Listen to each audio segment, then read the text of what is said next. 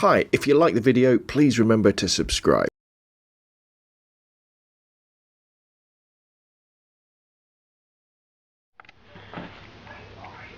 Hi, it's Rob from robandphoto.com and the SCL Subject Composition and Light Photography podcast with a quick look at the Helios 35mm f2.8 M42 manual focus lens on my Canon EOS 350d Rebel XT.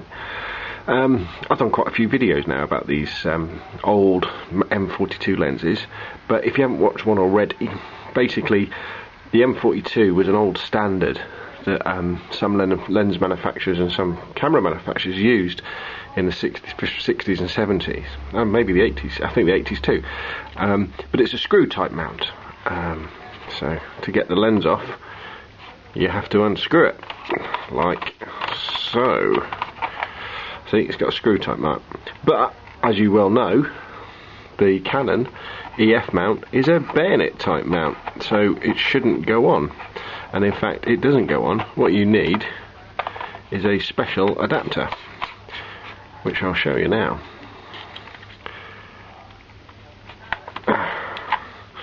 There you go, that's the little adapter there that you screw onto your camera, and it converts the EF bayonet type mount into an M42 screw mount, and this one's got a flange on it because most manual focus lenses, well, older lenses, basically what happens is whenever you're looking through a lens, and this goes with modern cameras, you're always at the widest aperture, it's always wide open, but when you want to take the picture,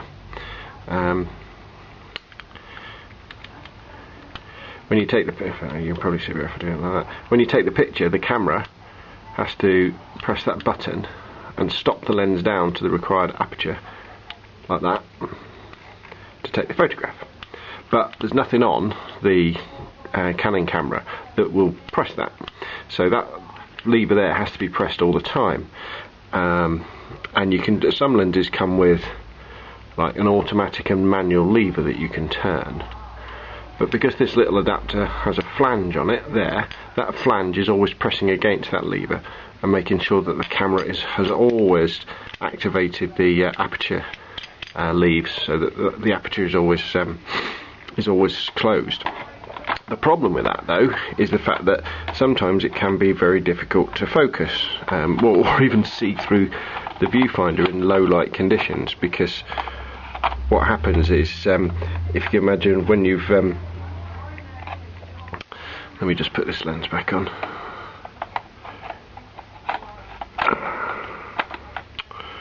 Got a bit lost there. There we go.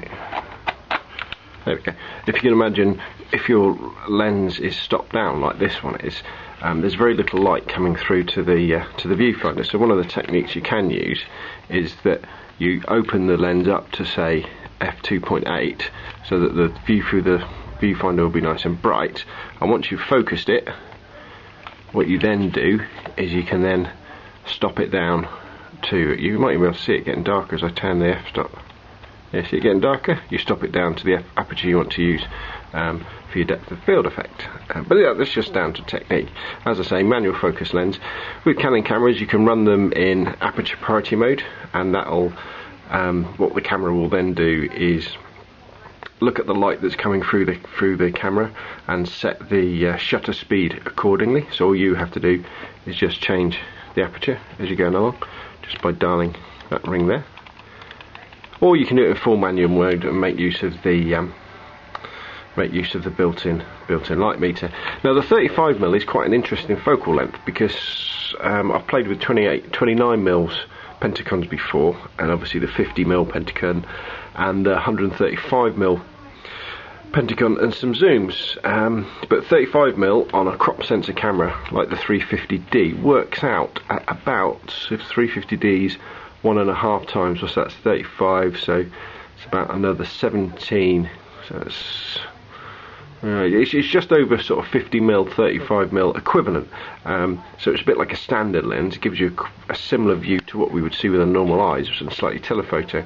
And the photographs I've taken with it today, actually, I've been very surprised, and I think the point of view, the perspective that the 35mm gives you, yeah, is very, very good. I think this lens looks quite good on the camera as well. It's got all the accoutrements of these older lenses, so it means it's got the depth of field of gauge on there, so you can, you know, how much of a scene is in focus at particular apertures and particular distances. So it's very good. It's quite heavy and chunky.